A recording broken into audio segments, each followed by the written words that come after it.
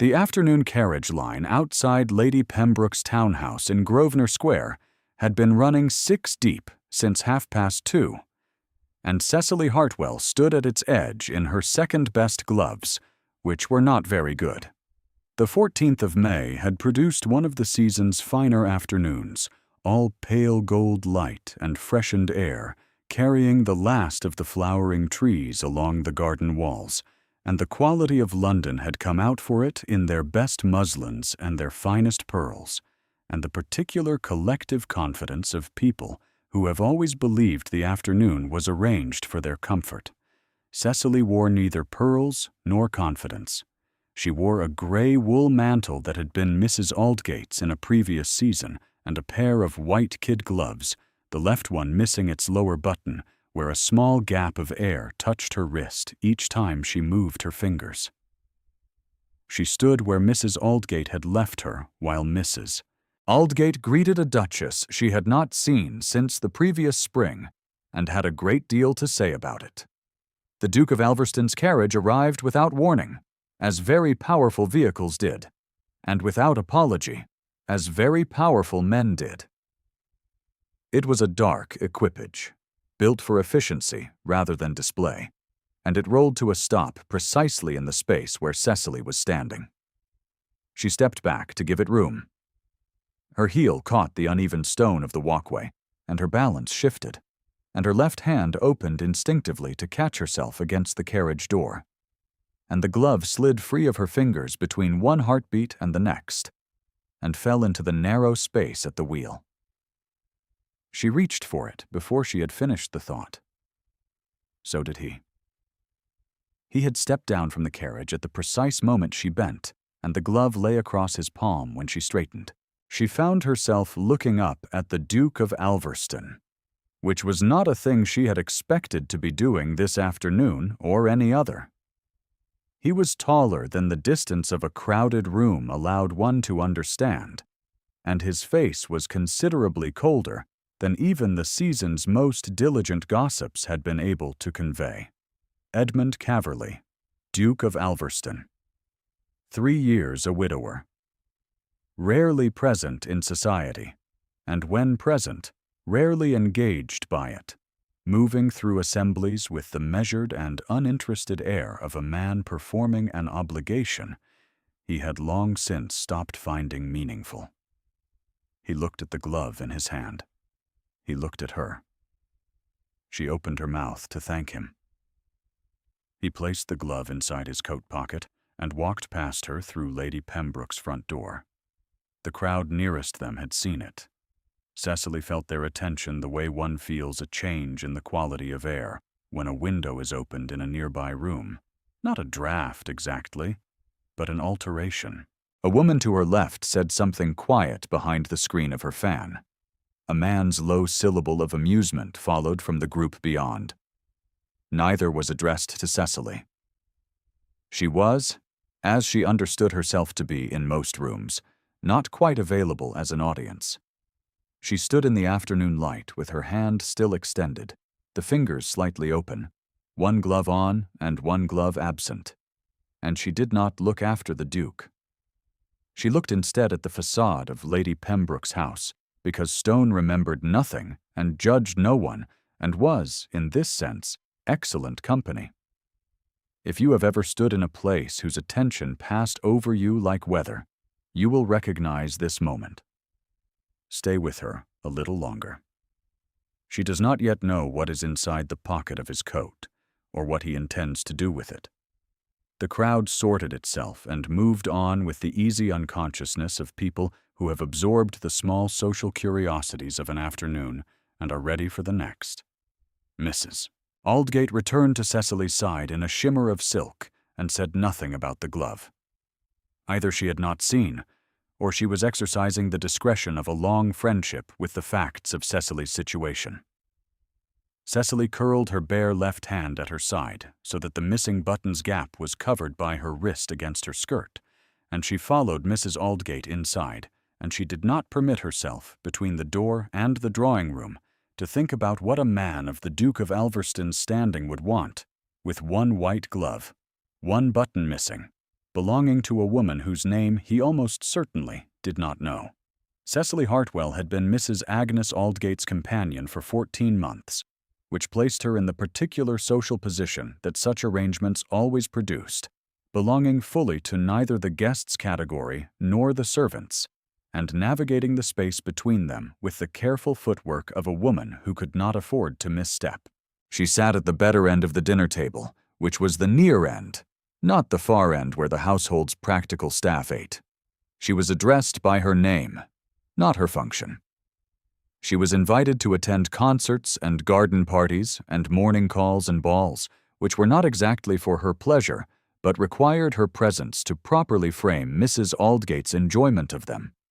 In exchange, she received the use of a well-appointed room, a place in the carriage, occasional afternoons at liberty, and the understanding, mutually held and never articulated aloud, that this constituted a fair arrangement.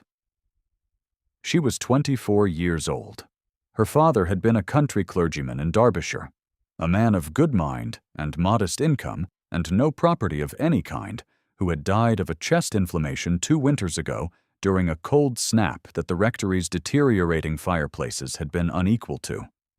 There had been no provision, no invested sum, no living to inherit, no relative with a house large enough to absorb her without complication. There had been Cecily, and what she could do with her education, her hands, her capacity for good sense, and her determined practice of making herself useful without becoming invisible, which was a distinction that mattered greatly to her dignity and that the outside world largely failed to appreciate. The season was not hers. She had made her peace with this in the first days of the first season she attended in Mrs. Aldgate's company, and had not unmade it since. The season's machinery, its presentations and routes and morning calls and dancing cards, was designed for women who were being offered and men who were deciding, and Cecily was neither being offered nor deciding. She carried the fan case. She remembered the nieces' names. She positioned herself near doorways when she was not needed, and near elbows when she was. She was good at it.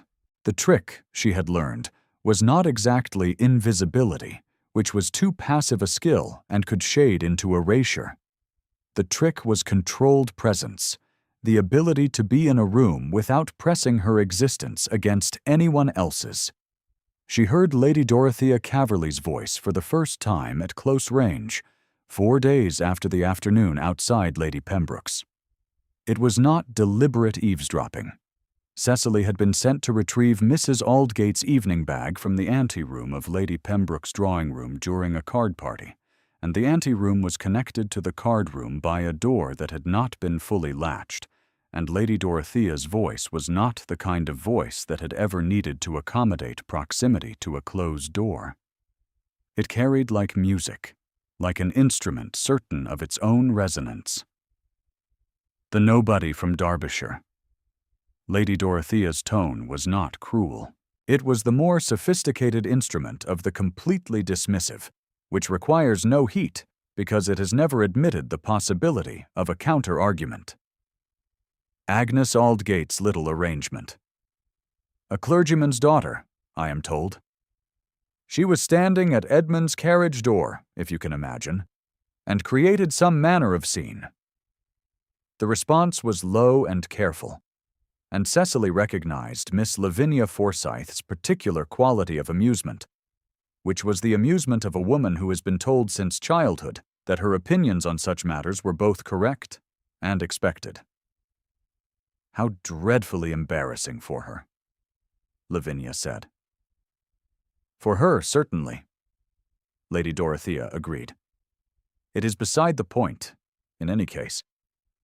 Edmund has his obligations this season, and I expect him to meet them.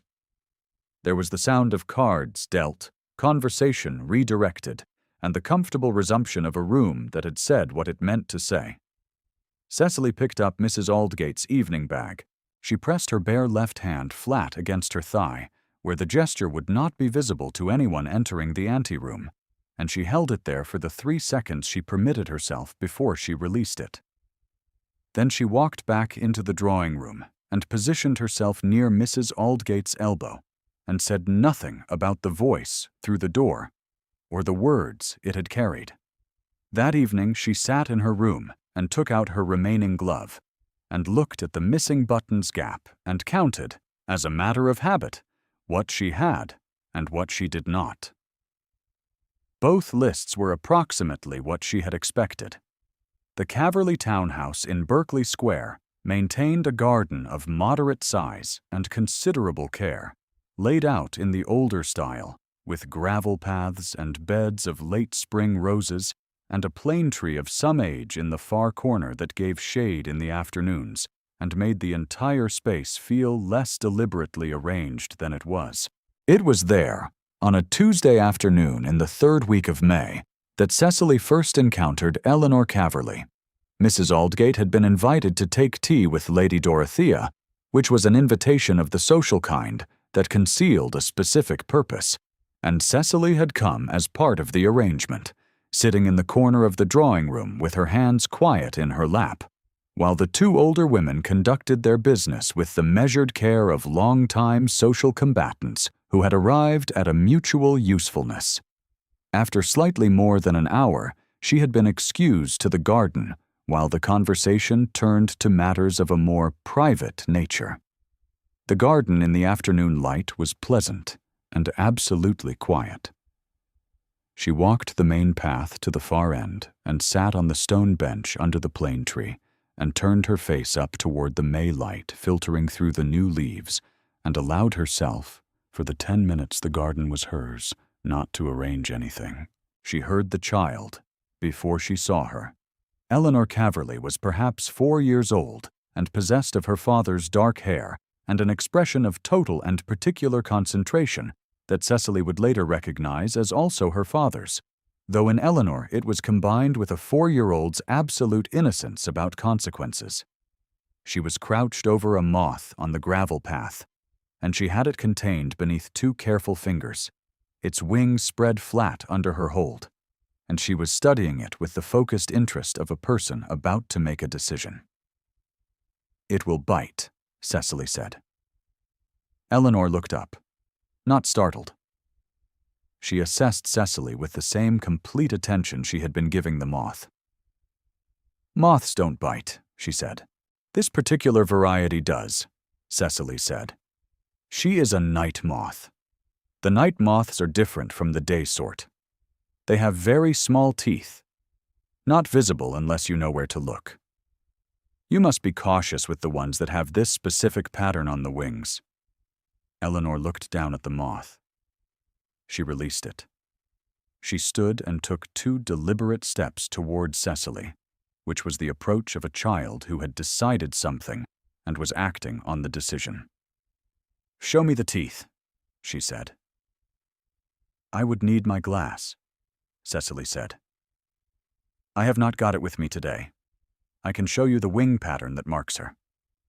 Do you see the darker line along the lower edge, like a pencil mark? That is the indicator."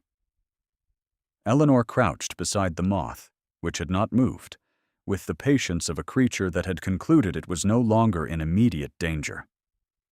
She looked very seriously at the wings. "And her name?" Eleanor asked. "I don't know it yet," Cecily said. "She hasn't offered it." "How do you make her offer it?" "You sit very still," Cecily said, "and you wait without pressing, and eventually she trusts you enough to let you see what she wants you to see." Eleanor sat down on the gravel path in her good afternoon dress without reference to the dress at all. She sat still. The moth was still. For perhaps 90 seconds, which is a remarkably long time for a child of 4 to be quiet, they sat together.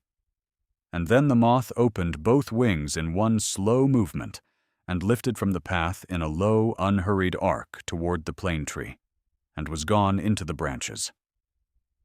"Her name is Margaret," Eleanor announced with the certainty of revelation. Cecily did not ask why. She said, "That is a beautiful name. "It was my mother's name," Eleanor said simply. Which was how Cecily learned that she had, without intending to, said exactly the right thing. She became aware of the Duke's presence on the upper terrace at some point after that. He was standing in the doorway that gave from the first-floor passage onto the garden's upper level, dark coat against pale stone, entirely still, as a man is still when he has been still for quite some time and sees no particular reason to change that. She did not know how long he had been there. "Come inside," he said. It was addressed to Eleanor. "It will come on to rain before evening." Eleanor stood. She smoothed the gravel from her dress with the matter-of-fact efficiency of a child who trusted her father's weather forecasts absolutely. She looked at Cecily.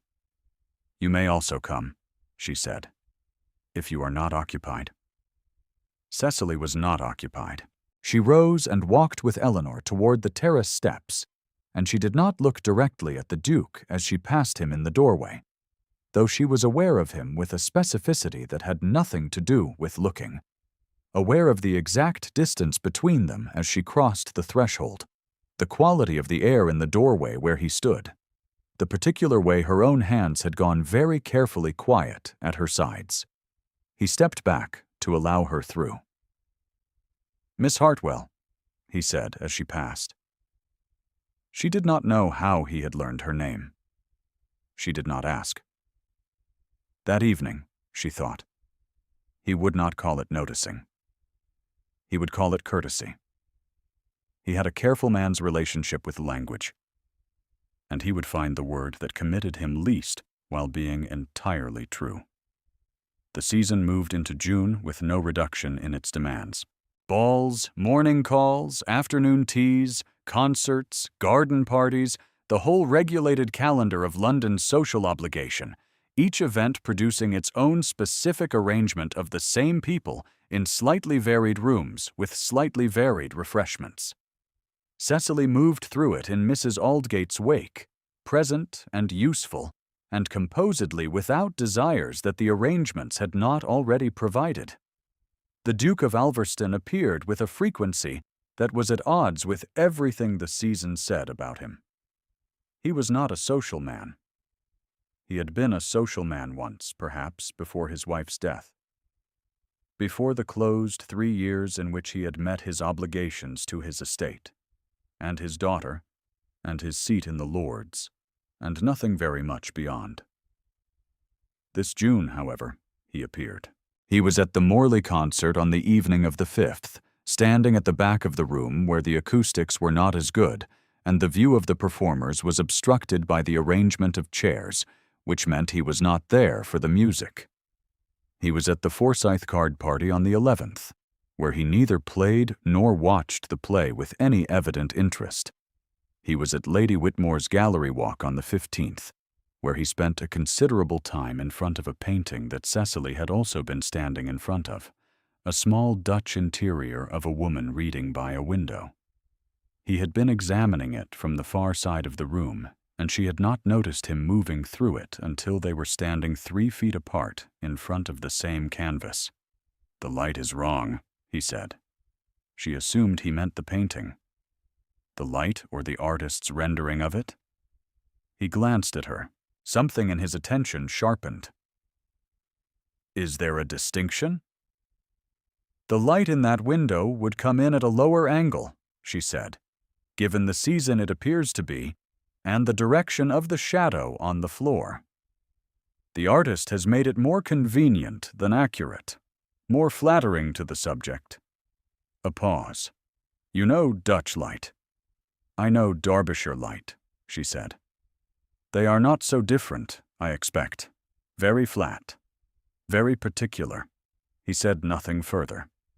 He did not move away either, and they stood in front of the painting for another moment in a silence that was not uncomfortable, which was a kind of intimacy that the drawing-rooms of London did not often permit. The season's attention registered these occurrences without loudness, not with the blunt commentary of the gossip sheets. The season was a machinery of observation, finely calibrated, and it registered what it registered. Mrs. Aldgate asked Cecily, on a Thursday morning, in the most casual possible tone, whether she had noticed that the Duke seemed to attend many of the same events they did. Cecily said she had not particularly noticed. Mrs. Aldgate received this with equanimity and said no more. On the same Thursday, the Duke stopped Mrs. Aldgate in the hall of a mutual acquaintance's house after a morning call to inquire after the health of her companion, whom he understood had been suffering from a chill. Mrs. Aldgate had not mentioned a chill. Cecily had not had a chill. She heard about this from Mrs. Aldgate that evening, presented without comment. She filed it in the category she would not label and thought about something else. The morning tea at Lady Forsyth's on the following Friday was a gathering of 14 women in a well-appointed room, the conversation moving through its usual terrain of daughters and husbands and the relative merits of various people's taste in decor, and Cecily sat near the window as companions sat, pouring when asked and contributing when directly addressed, and otherwise maintaining the controlled presence that was her particular skill. She heard her own designation at the point when the conversation had grown comfortable enough for the room to stop performing caution.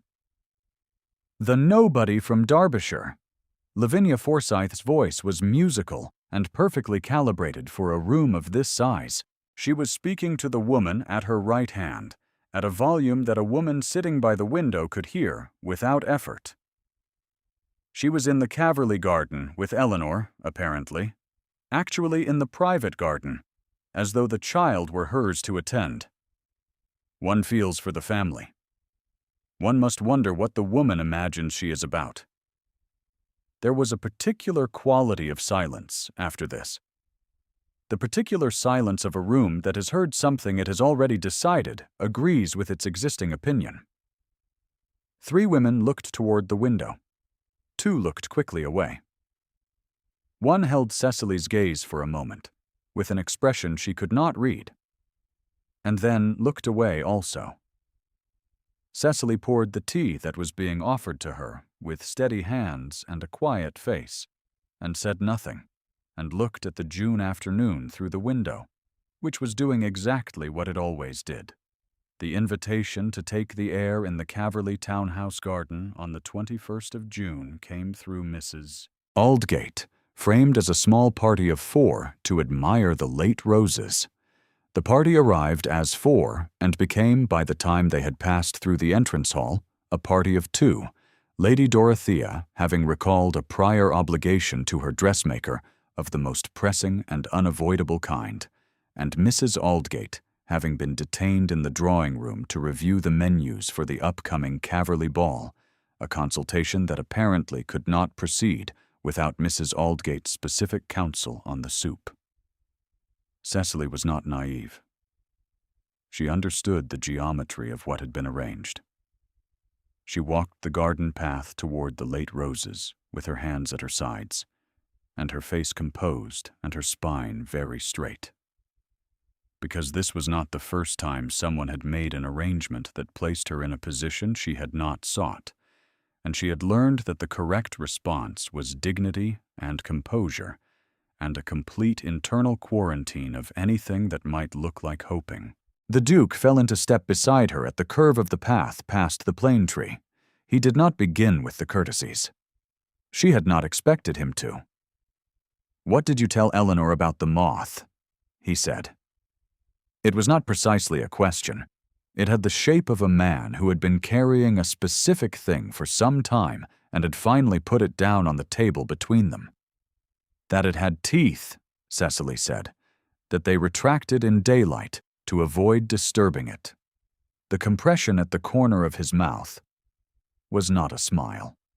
It was what a very contained man produced when something had arrived in him that he had not prepared an expression for. She told this to her nurse for 3 days, he said. The nurse conducted a great deal of additional research and found no corroborating sources. "I am sorry for the nurse," Cecily said. "You are not," he said. "It is kind of you to say so." He paused. Eleanor has not been particularly easy since her mother died. She came to me last week and announced that the moth had gone south for the season, which is, apparently, what moths do. She seemed satisfied with this. Cecily looked at the late roses and said nothing. "You have a gift," he said, "for finding the thing that is actually the matter." She thought about the way Eleanor had said her mother's name, with total certainty, as though naming the moth were a small act of keeping. "I only listened," she said. "She told me what she needed." They walked. The bees in the far bed made their steady commentary. A pigeon on the garden wall said its piece and was ignored by everyone, including itself. "The painting," he said. "The Dutch interior. You were correct about the light." "It was still a good painting," she said. "Yes," he said. "It was." She became aware, in the way she always became aware of him, that his hand was near hers as they walked, the correct and proper distance, and within that distance, a quality of attention she could not name without risking something she was not willing to risk. His hand moved. Not toward her. Toward his coat front, the left breast, where the coat's inner pocket lay. A slight involuntary motion, arrested almost immediately. His hand returned to his side. She had seen it before. She had begun to understand what it meant. A man reminding himself of something he had decided to carry. Not grief, exactly. Something more considered than grief. More purposeful. A cost he had already paid, and was not trying to forget, only to hold in its proper proportion. Margaret.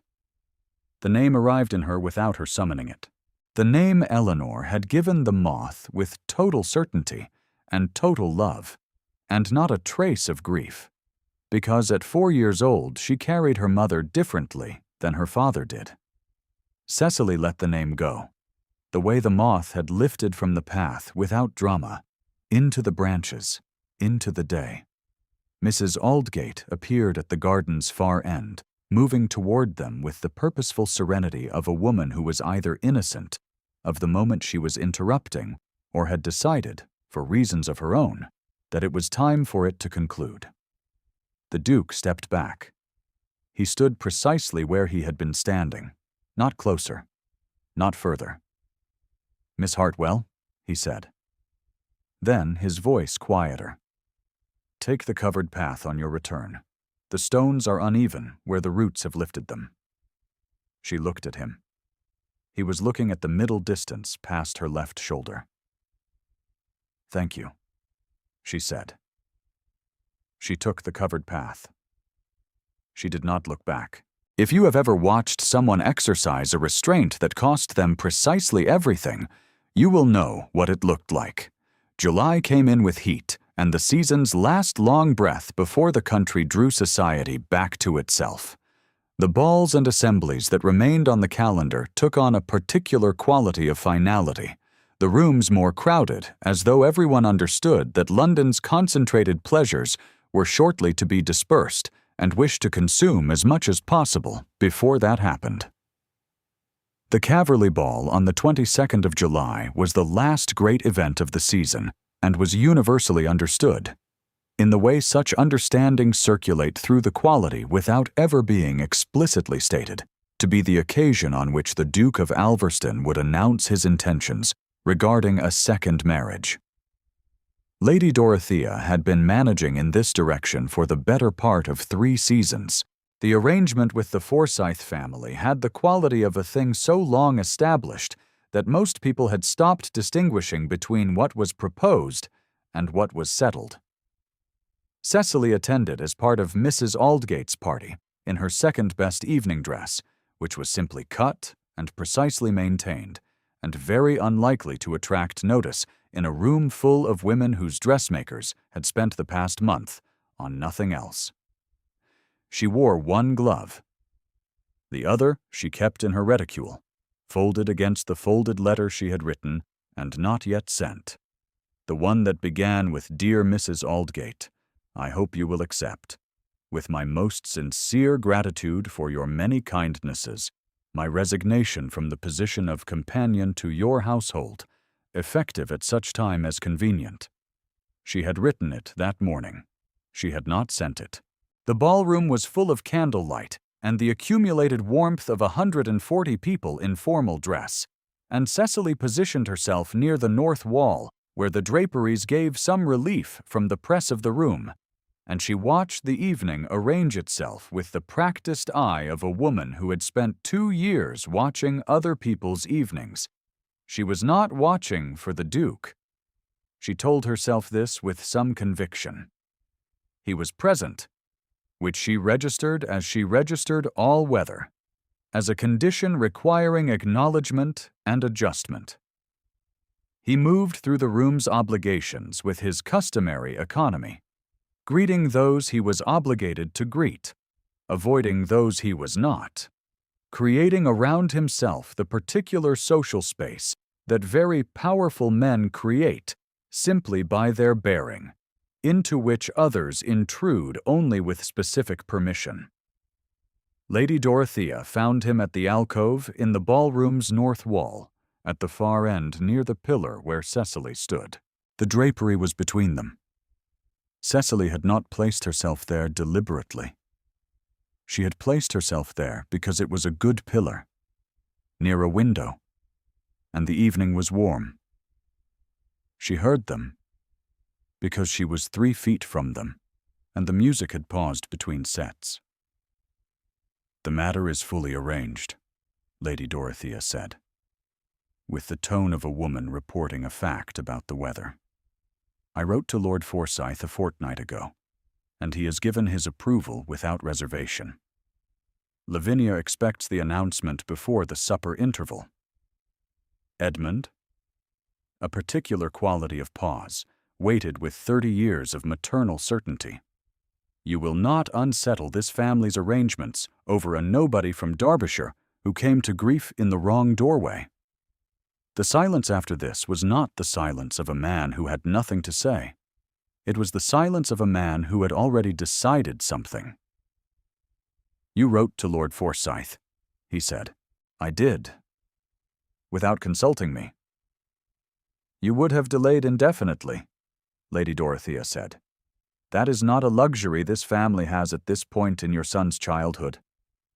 "I see," he said. He said nothing further. The music began again, and the conversation was covered by it, and Cecily stood against her pillar and understood, with the clean clarity of cold water, that she had been a fool, which was the worst of all the available conclusions, because it implied hope, and hope was not a thing she had ever been careless with. She moved from behind the drapery and walked with quiet purpose toward the hall, where cloaks were kept. She would plead a headache. She would go home. In the morning, she would send the letter. Her bare left hand was cold at her side. She did not look at it. She was familiar with incomplete things. She had managed them before. She was still waiting for the footman to return with her cloak, when she heard the ballroom door open behind her. She recognized his footsteps on the marble. Not a thing she had any proper business knowing. She turned anyway. He was crossing the hall with the measured stride of a man who had made a decision and was executing it, which was the only kind of pace he had. Behind him, through the ballroom's open door, she could see the room register his direction, in the particular way a room registers when someone of significance moves against the expected current. Lady Dorothea stood at the ballroom's edge with her hand raised in a gesture that had not quite become a restraint. Lavinia stood beside her, perfectly poised, with the stillness of a woman who understood before the moment confirmed it. The Duke stopped 3 feet from Cecily. He reached into his coat. He removed the glove. Her white kid glove, missing its lower button, kept in the inner pocket of his coat for 6 weeks through June and July, through the Morley concert and the Forsyth card party and the gallery walk and the garden and the morning his mother wrote to Lord Forsyth without his knowledge. He held it in both hands with the specific care one gives to something kept deliberately. He turned it so the inside of the wrist faced outward. She looked. Inside the wrist, in a hand that was small and precise and entirely unhurried, he had written in dark ink a date. The 8th of August. The ink had settled into the kid leather with the permanence of something written without second thoughts. The hall was quiet. The footman had become very still near the door. At the hall's far end, 3 guests who had drifted from the ballroom stood with the arrested quality of people who have understood that they are witnessing something. Miss Hartwell, the date is already given to my solicitor. He held out the glove. She did not take it immediately. She looked at his face first, which was what she always did because his face was where the truth lived, however controlled the delivery. It was what it always was, composed and still and fully present, the expression of a man who had completed a long consideration and arrived, and was not asking for permission, and was not performing certainty, and was simply there. His eyes were on her, not on the doorway behind him, not on his mother's raised hand, not on Lavinia's perfect arrested posture. On her, with the quality of attention she had catalogued all season without naming. The attention that had looked at a Dutch painting's light and known she was right, that had stood in a garden doorway and said her name the way a decision sounds when it has been made quietly and kept. She took the glove. The sound from the ballroom was not a gasp. It was quieter than that, the collective breath of a room releasing something it had been holding. Lady Dorothea took 1 step forward and stopped. "Edmund," she said, and the word arrived without its usual architecture. Just a syllable. Finding no purchase. "I will speak with Lord Forsyth in the morning," the Duke said without inflection. "He will not be surprised. The matter was not as settled as you believed it to be." Lady Dorothea looked at the glove in Cecily's hands. She looked at her son's face.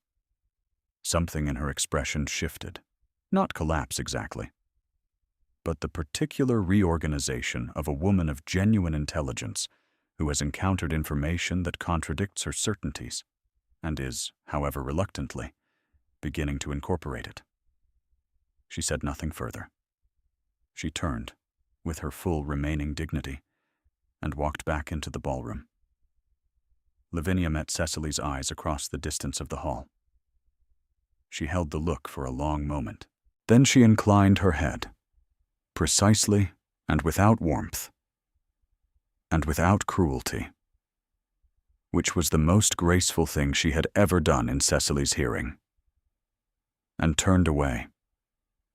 At the hall's far end, near the passage to the service stairs, a man in a dark coat moved forward with the quiet efficiency of someone who had been waiting at precisely the correct position for the appropriate moment. Thomas Harwick, solicitor to the Duke of Alverston. He had been there since 9 o'clock. He had not come for the dancing. Cecily looked down at the glove in her hands, at the date inside the wrist in its small, certain ink. She reached into her reticule and found the other glove, still folded there, and the letter she had not sent, which she would not be sending. She held the pair together. "The 8th of August," she said. "Yes," he said, "if it is agreeable." She understood that this was the most he knew how to ask for anything. That a man who had lived for 3 years in the careful architecture of his own restraint did not build differently overnight, and did not need to. That the glove with the date in it was the loudest thing he had ever said. "It is agreeable," she said. He offered his arm, and she took it, and they walked back through the ballroom door into the assembled candlelight and the watching season, which rearranged itself around the new fact with the ease that large rooms always display when a powerful man has made his direction clear. The 8th of August was a Tuesday, clear and dry, with the kind of light that late English summers occasionally produce as though making amends for their reticence. The church held 20 people, all of them chosen. Mrs. Aldgate wept with the controlled efficiency of a kind woman who had been hoping for something she had not allowed herself to name, and was now watching it be named. Thomas Harwick stood at the back with a pleasant and entirely unnecessary expression of professional satisfaction.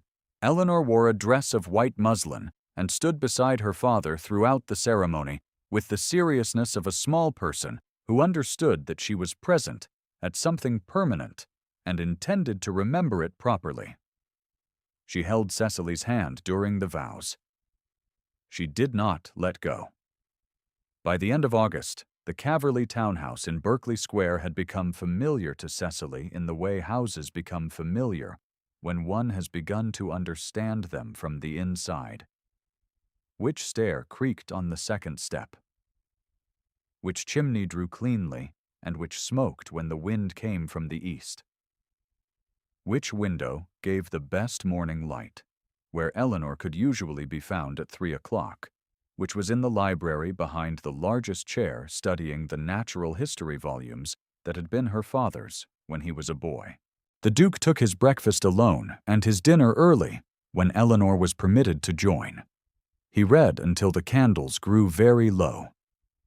He was, in the private rooms of his own house, somewhat less constructed than in the public rooms, and Cecily understood by September that this was a great deal more than she had previously had access to. She was in the library on a morning in the last week of September, reading the letter from Mrs. Aldgate that had arrived with the morning's post, when Eleanor came in with her hands cupped together. "I found something," she said. Cecily put down the letter. The Duke looked up from his desk, where he had been working through correspondence with the methodical concentration he gave all necessary tasks. Eleanor opened her hands carefully. A moth rested in the cup of her palms, brown and patient, wings pressed flat in the still way of a creature that has made its assessment of the situation and decided to wait. She had found it on the library window glass, she explained, on the outside, sitting there in the morning. She had gone out to the garden steps to collect it. She was waiting, Eleanor said. I think she wanted to come in. Cecily looked at the moth. It was a night moth, which she could tell by the pattern on the lower wings, the darker line along the edge. Its feet moved very slightly on Eleanor's palm, testing the surface with a patience that had nothing to prove. "What shall we call her?" Eleanor asked. She looked at Cecily, and then at her father, and then back at Cecily. The Duke had set down his pen. He was watching his daughter's face with an expression that was not what it usually was, held differently, the expression of a man who has put down something very heavy he has been carrying for a long time and is only now beginning to understand what his hands feel like without it. "You name her," Cecily told Eleanor. "You choose." Eleanor considered with great seriousness. She stood in the library's morning light with the moth in her cupped hands and the natural history volumes behind her and her father at his desk, and Cecily on the settee, and the window bright above them all. And she took the time that the decision required. "Cecily," she said. "Her name is Cecily. So we always know where she is." The Duke looked at the moth. He looked at his wife. His hand moved toward the left breast of his coat, toward the inner pocket, and stopped. It returned to the desk. He picked up his pen and set it down again, and said nothing, because he was a man of great economy, with words, and some moments did not require any. Cecily crossed to the window. Eleanor brought the moth to the sill with the careful two-handed ceremony of a child who understood she was releasing something that had been trusted to her. They held it there together, in the late September light, until the moth was ready. It opened its wings once, slowly, the full span of them, brown and intricate, and entirely indifferent to the significance of the moment. Then it lifted from Eleanor's palms and rose in a low arc out through the open window into the morning air, which was cool and pale and going somewhere. Eleanor watched it out of sight without grief. On the sill, where Eleanor had set it without thinking, lay Cecily's left glove. The date inside the wrist had faded to a ghost of itself, pale ink on pale leather. Almost gone. Almost. Still there if you looked. She did not move the glove from the sill. A pair was not a thing you put away. Thank you for staying with Cecily until the end. If the glove and the date moved something in you, leave a word below and come back when you need another evening like this one.